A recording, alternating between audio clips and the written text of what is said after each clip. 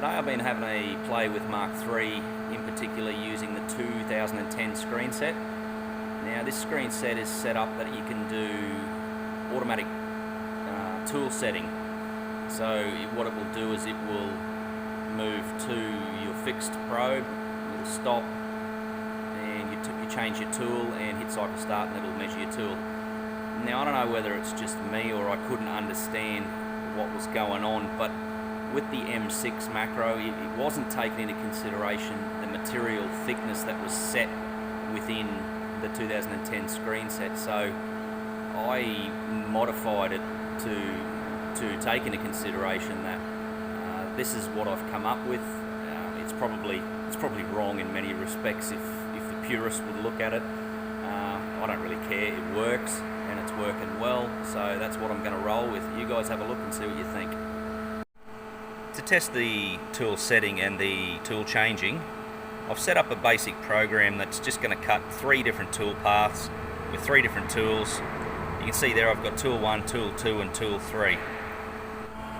Within the Mark III 2010 screen set, there's a tab here that's tool change. That's where we set up our fixed probe position, just here. And we also set what the Z position is going to be when it goes to retract to move to that position. Now I've set it at -1, which is -1 millimeter, which is purely so it's not running up against the soft limit switch.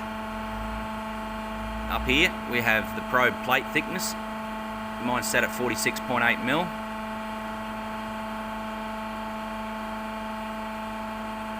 Then we have the clearance, which is our retract clearance.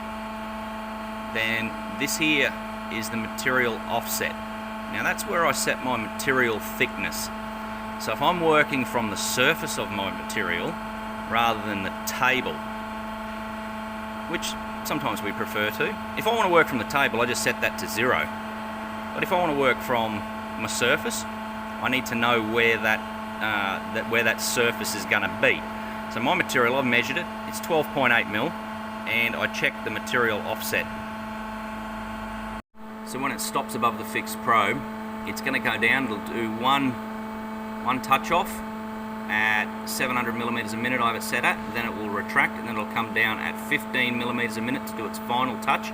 Then it will retract, and when it retracts, it then comes down and does another touch off to set this position here, this material offset position.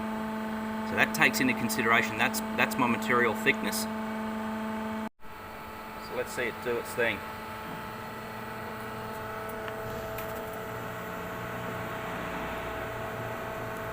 So it'll probe, do a double touch, retract, then it comes back, takes into consideration the material thickness, sets that, double touch, away it goes, starts the spindle, moves towards the job.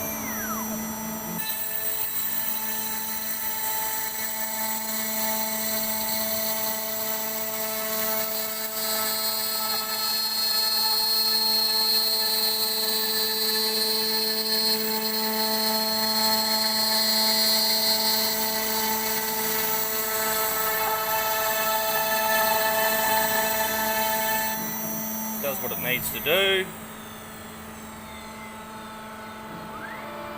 Retracts, moves to the tool change position, and then it stops and waits. So I need to do a manual tool change now, and then once I've done it, I'll press cycle start. Okay, so I've got my tool number 2 in, which is the V bit. So I'll hit cycle start. Comes down, it does the touch again. So it's setting this tool 0. Does the double touch, retracts, it'll go again,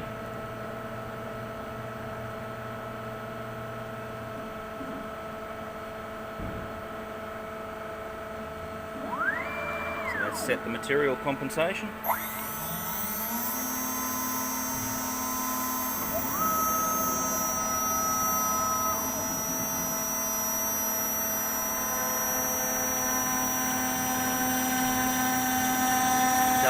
test program that I set up, which is essentially just a chamfer.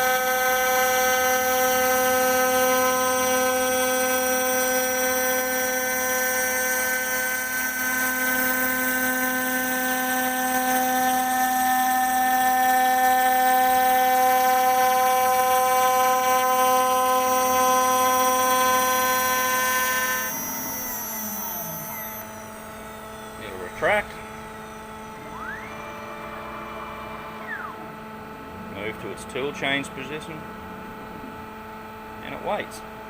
Okay, so I've got tool number 3 in the spindle, which is a 4mm single flute. So I'm ready to hit cycle start. Cycle start. Down she goes to touch it.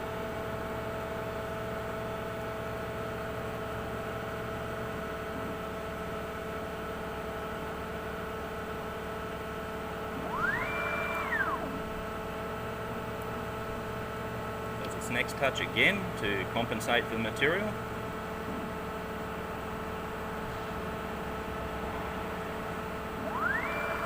Away we go.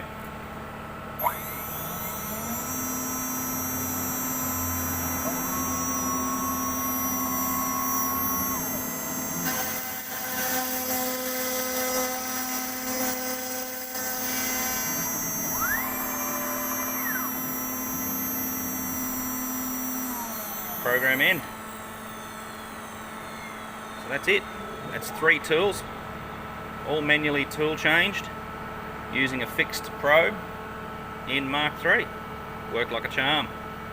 So that's the result. You can see there was the 6mm slot that was cut. Then it's got the chamfer with the V-bit, and I just cut a little square there, just for tool 3. Worked like a charm, that did.